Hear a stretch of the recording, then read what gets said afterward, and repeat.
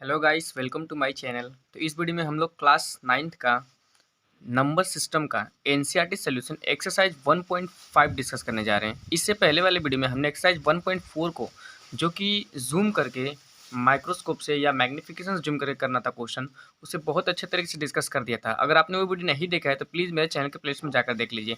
तो चलिए स्टार्ट करते हैं एक्सरसाइज 1.5 का question number first. Question number first कह रहा है classify the following numbers as rational और इरेशनल। यानी कि इसमें हमें बताना है कि कौन कौन से रेशनल नंबर्स हैं और कौन कौन से इरेशनल नंबर्स हैं। तो ये क्वेश्चन बहुत ही सिंपल होने वाला है। देखिए सबसे पहले हमारे पास क्या है, फर्स्ट का 2 - √5। तो देखिए 2 - √5 जो फर्स्ट है वो बताना है हमें रेशनल है या इरेशनल है। 2 - √5। तो सबसे पहला चीज़ देखिए, 2 सब जानते हैं कि रेशनल नंबर्स होता है, लेकिन रूट के अंदर जो 5 है, रूट के अंदर जो 5 है, रूट के अंदर ऐसा नंबर्स जो कि नॉन परफेक्ट और जो कि परफेक्ट स्क्वायर जिसका हो ना पाए। जैसे कि √4 होता है तो उसका परफेक्ट स्क्वायर 2 होता है, स्क्वायर रूट 2 होता है, लेकिन √5 है तो उसका परफेक्ट स्क्वायर वो नहीं है। ठीक है, तो ऐसा नंबर जो रूट के अंदर है जिसका परफेक्ट स्क्वायर एग्जिस्ट ना करे तो वो इरेशनल नंबर्स होता है। तो ये रेशनल नंबर्स है और ये इरेशनल नंबर्स है।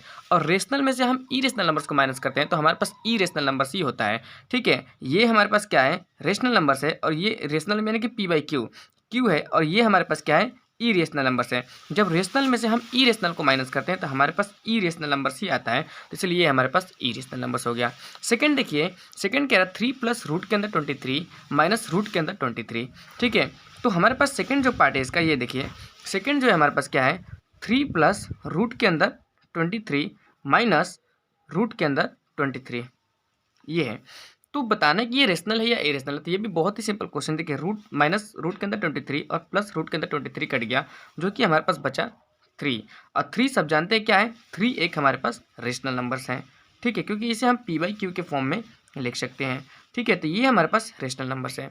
इसके बाद देखिए थर्ड वाला, थर्ड को 2 रूट के अंदर 7 और 7 रूट के अंदर 7। ठीक है, तो थर्ड हमारे पार्ट क्या है, थर्ड है हमारे पास 2 रूट के अंदर 7 अपॉन में 7 रूट के अंदर 7।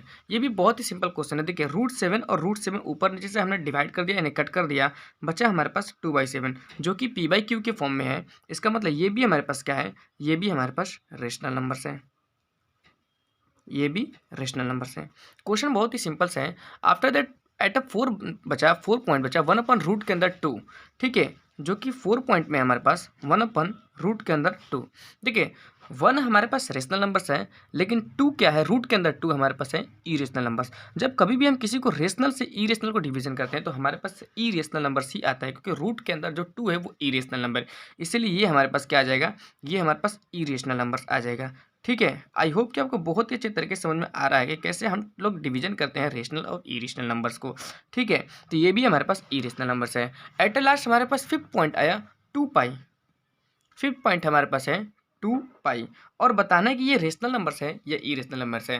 देखिए पाई हमारे पास इरेशनल नंबर्स होता है, और इरेशनल नंबर से जब किसी भी रेशनल नंबर्स को हम मल्टीप्लाई करते हैं तो वापस से वो इरेशनल नंबर्स ही आता है। ठीक है, ये रेशनल है और ये इरेशनल है, और रेशनल और इरेशनल का मल्टीप्लिकेशन होता है तो इरेशनल नंबर्स ही होता है। ठीक है, तो ये भी हमारे पास क्या है, इरेशनल नंबर्स है। ठीक है, बहुत ही सिंपल क्वेश्चन है। ये हमारे पास क्या हो जाएगा, इरेशनल नंबर्स हो जाएगा। ठीक है, तो बहुत ही सिंपल तरीके से हमने इन सारे क्वेश्चन को कर लिया। रेशनल और इरेशनल का डिवीजन करना था, हमने बहुत अच्छे तरीके से कर लिया। अब उसके बाद देखिए क्वेश्चन नंबर 2। क्वेश्चन नंबर 2 क्या कह रहा है simplify each of the following expression. यानी कि ये जो सभी 4-5 एक्सप्रेशन है इनको हमें सिंप्लीफाई करना है, यानी कि टैकल करना है। ठीक है, सॉल्व करना है, ईजी वे में करना है। देखिए फर्स्ट में क्या है, 3 + रूट के अंदर 3, 2 + रूट के अंदर 2, इसको हमें क्या करना है, मल्टीप्लाई करना है, क्योंकि जब दो ब्रैकेट में दो नंबर्स रहे तो उसका ब्रैकेट का मतलब होता है मल्टीप्लिकेशन छिपा हुआ। ठीक है, तो क्वेश्चन नंबर 2 का इसका फर्स्ट पार्ट देखिए।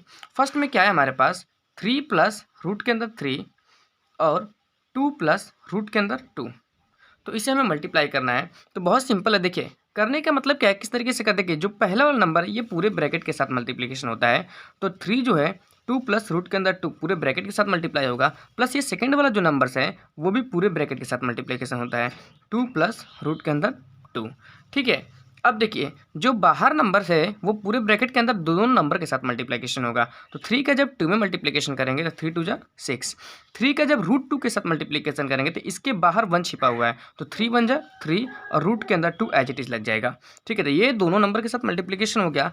आफ्टर दैट देखिए √3 2 के साथ मल्टीप्लिकेशन होगा तो इसके बाहर 1 छिपा हुआ है, 2 1 जा 2 और रूट के अंदर 3 प्लस रूट के अंदर 3 और रूट के अंदर 2 जब मल्टीप्लिकेशन होगा तो प्लस में आएगा रूट 3 2 6 मल्टीप्लाई हो जाए। देखिए रूट रूट रहता है तो अंदर में नंबर मल्टीप्लिकेशन हो जाता है, लेकिन रूट और या कोई अदर नंबर आ गया तो वो बाहर ही इसके साथ अटैच हो जाता है और नंबर मल्टीप्लाई नहीं होता है। ये आपका कंसेप्ट सीखना जरूरी है।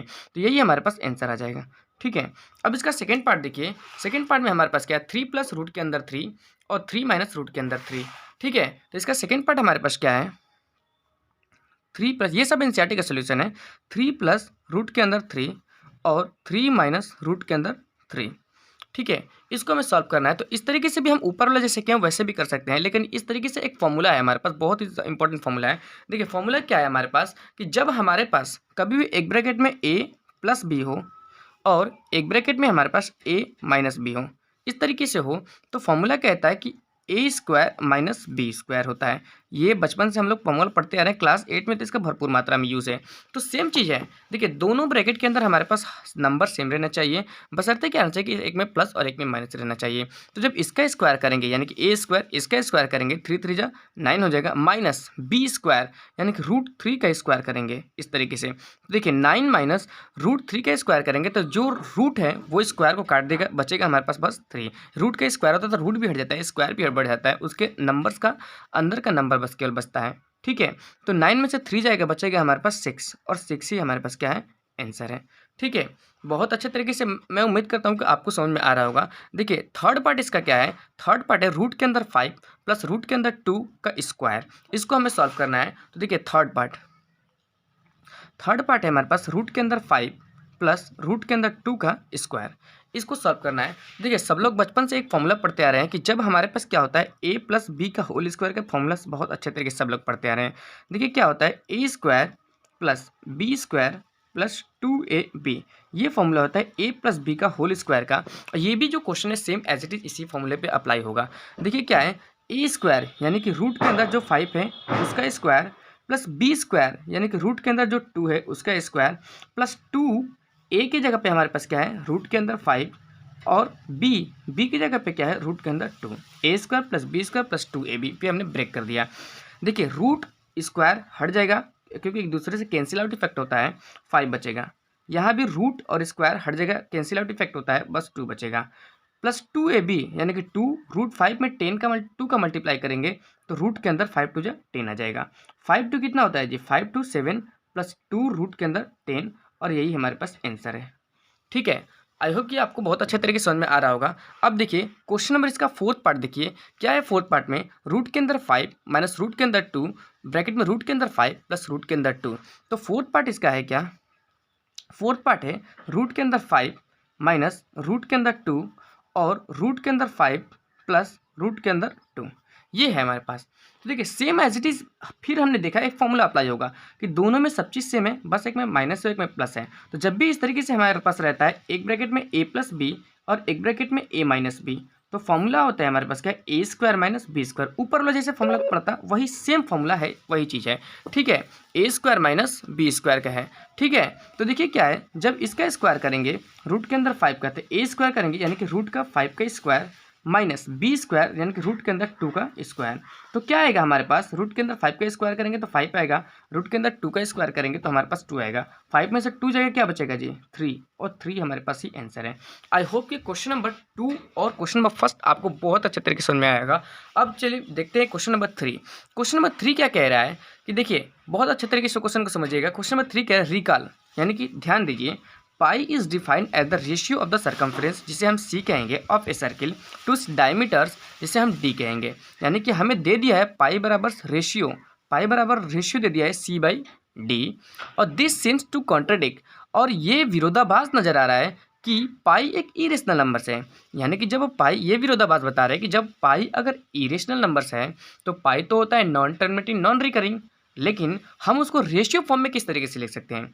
कोई भी इरेशनल नंबर्स को हम पी बाई क्यू के रेशनल के फॉर्म में तो नहीं लिख सकते हैं, लेकिन ये विरोधाभास बता रहे हैं कि हम इसको किस तरीके से लिख सकते हैं, उसी को आपको हैंडल करना यानी कि बता करना है। How will you resolve this content, आप इसको किस तरीके से सॉल्व करें या किस तरीके से एक्सप्लेन करेंगे वो हमें बताइए, ये क्वेश्चन कह रहा है। तो देखिए हमें क्वेश्चन में गिवन है क्या, क्वेश्चन नंबर 3 है, क्वेश्चन नंबर 3, क्वेश्चन में हमें गिवन है कि पाई जो है वो सर्कमफ्रेंस ऑफ सर्किल और इसका डायमीटर्स का रेशियो दिया है। यानी कि दिया हमें pi equal to C by T. लेकिन हम जानते हैं क्या कि कभी भी जो रेशनल नंबर्स होता है उसको हम इरेशनल नंबर्स के बराबर नहीं लिख सकते, क्योंकि क्या है, पाई एक इरेशनल नंबर्स है, सब जानते हैं। और जो सर्कमफ्रेंस और डायमीटर का रेशियो है उसको हम पी बाई क्यू के फॉर्म में किस तरीके से लिख सकते हैं। ठीक है, तो हम जानते हैं कि सी जो है, सी एंड डी, सी और डी जो है वो क्या है हमारे पास, वो तो हमारे पास रेशनल नंबर्स हैं, ये दोनों हमारे पास रेशनल नंबर्स हैं। लेकिन क्या है कि जो पाई है, लेकिन बट इट गिव्स पाई, हमारे पास क्या है, सी और डी एक रेशनल नंबर्स हैं, लेकिन जब हम इन दोनों को डिवीजन करते हैं तो ये तो हमें पाई के बराबर होता है, पाई देता है। और क्या है, पाई तो हमारे पास एक इरेशनल नंबर्स है, pi is an irrational number, pi हमारे पास एक इरेशनल नंबर्स होता है। ठीक है, तो इसका मतलब हम क्या कॉन्ट्रडिक्शन निकालेंगे, हमें क्या दिया है, देखिए ध्यान से कुछ समझिएगा, pi equal to C by D दिया है और हम जानते हैं कि सी और डी तो एक रेशनल नंबर्स हैं, लेकिन जब इसको मैं डिवीजन करता हूँ तो ये पाई के बराबर से हमें आंसर देता है, लेकिन पाई एक इरेशनल नंबर्स है। इसका मतलब हमारे पास ये कंसेप्ट निकला कि या तो सी एक इरेशनल नंबर्स होगा या तो डी एक इरेशनल नंबर्स होगा, दोनों में से कोई एक इरेशनल नंबर्स होगा, तभी हमारे पास एक इरेशनल नंबर्स आंसर आया है। तो इसको हम यही लिख देंगे, इट मीन्स ऐदर या तो सी या D R irrational numbers, irrational. ठीक है, हम यही लिखे हैं, हमने लिखा क्या है कि pi equal to C by D दिया है, लेकिन सी और डी क्या है, रेशनल है, लेकिन ये जब उसको सॉल्व करते हैं तो ये हमें पाई के बराबर आंसर देता है, लेकिन पाई क्या है, एक इरेशनल नंबर्स है।